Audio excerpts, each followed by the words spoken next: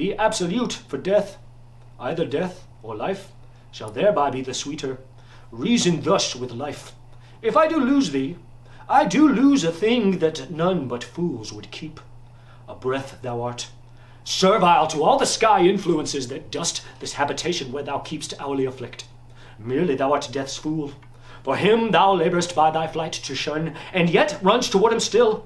Thou art not noble, for all the accommodations that thou bearest are nursed by baseness. Thou art by no means valiant, for thou dost fear the soft and tender fork of a poor worm. Thy best of rest is sleep, and that thou oft provokest, yet grossly fearest thy death which is no more. Thou art not thyself, for thou exists on many a thousand grains that issue out of dust. Happy thou art not, for what thou hast not still thou strivest to get, and what thou hast forgettest. Thou art not certain, for thy complexion shifts to strange effects after the moon.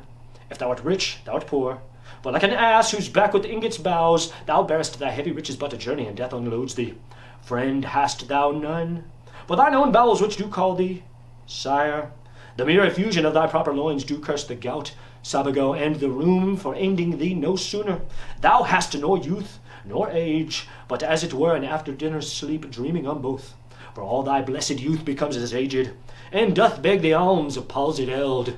And when thou art old and rich, thou hast neither heat, affection, limb, nor beauty to make thy riches pleasant.